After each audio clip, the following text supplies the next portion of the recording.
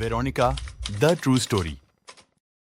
इस दुनिया में बहुत सी मिस्ट्रीज है और इंसान ज्यादातर जिंदगी उन मिस्ट्रीज को समझने में बिता देते हैं। ऐसी ही एक मिस्ट्री है कि आखिर मरने के बाद हमारे अपने जाते कहां हैं? क्या किसी और दुनिया में?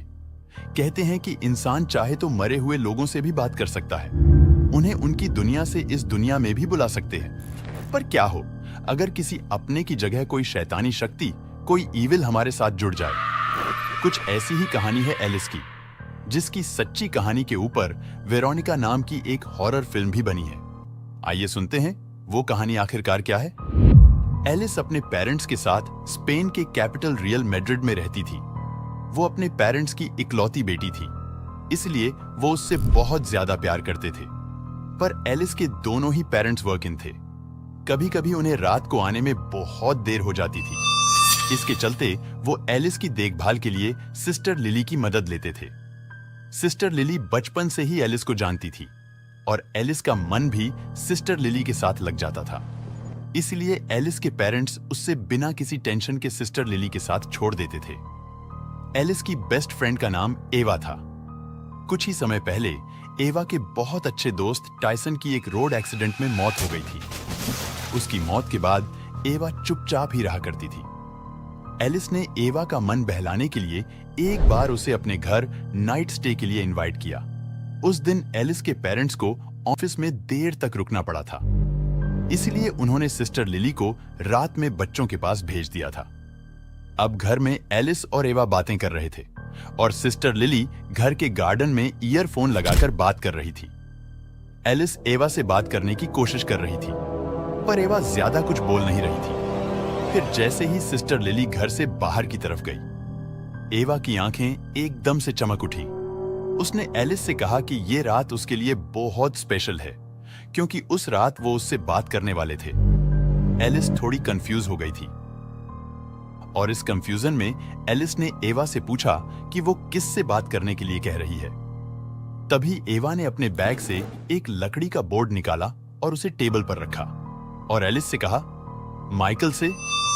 एलिस को अभी भी कुछ समझ नहीं आ रहा था, क्योंकि माइकल कुछ ही समय पहले गुजर चुका था। आखिर उससे बात कैसे हो सकती थी? तभी एवा ने उस लकड़ी के बोर्ड पर एक कपड़ा मारा और उस जमी धूल के नीचे से एक आउजा बोर्ड बाहर निकाला।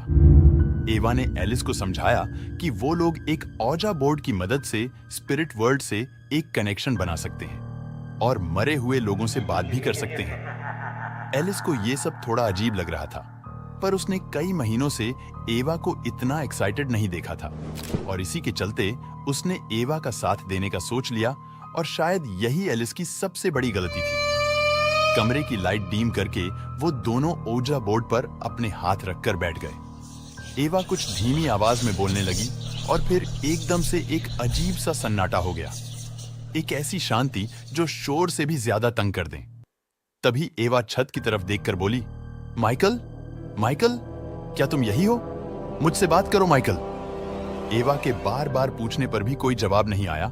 एलिस को अब लगने लगा था कि ये सब करने से कुछ नहीं होगा और उसने अपना हाथ ओजा बोर्ड से हटा लिया। लेकिन जैसे ही एलिस ने अपना हाथ उस औजा बोर्ड से हटाया, उसी वक्त पूरे कमरे की खिड़की दरवाजे बजने लगे, तेज हवाएं चलने लगी और एक भयानक आवाज पूरे कमरे में गूंजने लगी। अंदर ऐसी हलचल देखकर सिस्टर लिली दौड़कर अंदर आई और औजा बोर्ड वहां पड़ा हुआ देखा तो उनकी हालत ही खराब हो गई। उन्होंने तुरंत ही इस बोर्ड को उठाया और घर से बाहर ले जाकर कुल्हाड़ी से उसके टुकड़े टुकड़े कर दिए। पर सिस्टर लिली जैसे ही वापस अंदर आई, उन्होंने जो देखा उससे वो समझ गई कि शायद उन्होंने एलिस और एवा को बचाने में देरी कर दी है। अंदर उस कमरे में एवा जमीन पर बेहोश पड़ी थी और एलिस एक कोने में बैठी हुई थी। एक काली परछाई एलिस के सर के पास खड़ी उसके सर को सहला रही थी। उस काली परछाई को देखकर सिस्टर लिली बहुत ज्यादा घबरा गई। वो जैसे ही एलिस के पास जाने लगी, सिस्टर लिली की आंखों के सामने वो काली परछाई एलिस के अंदर समा गई और एलिस को फिट्स यानी मिर्गी के दौरे पड़ने लगे। सिस्टर लिली जैसे ही उसके पास गई, एलिस के दौरे रुक गए और एलिस ने एक भयानक नजर से सिस्टर लिली को देखा।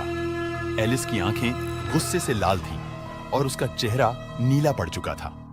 उसने सिस्टर लिली को एक जोर का धक्का मारा और वो हवा में उड़ती हुई कमरे से बाहर गिर पड़ी। सिस्टर लिली इतना डर गई कि उस घर को छोड़कर ही भाग गई।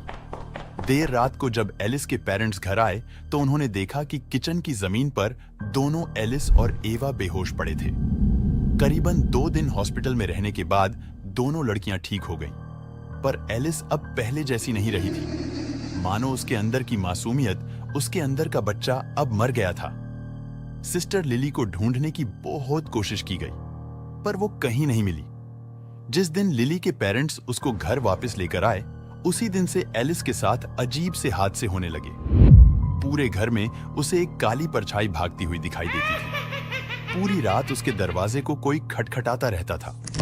एलिस की हालत दिन ब दिन खराब होती गई। एलिस अपने भाई बहनों पर किसी कुत्ते की तरह भौंकती थी और उसे रोजाना 5-6 फीट्स आया करते थे। एलिस के पेरेंट्स ने उसे अच्छे से अच्छे डॉक्टर को दिखाया, पर फिर भी उसकी हालत सुधर नहीं रही थी।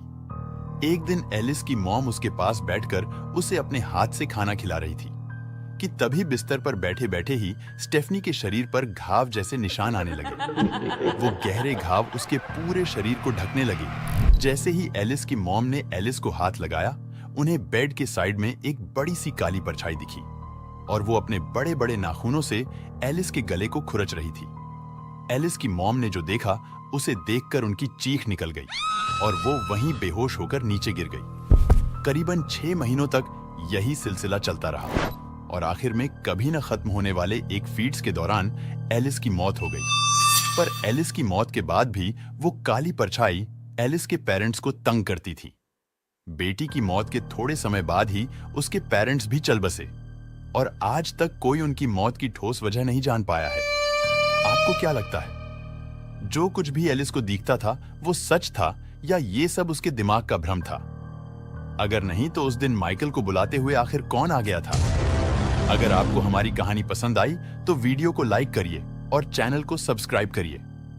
मिलते हैं अगली वीडियो में।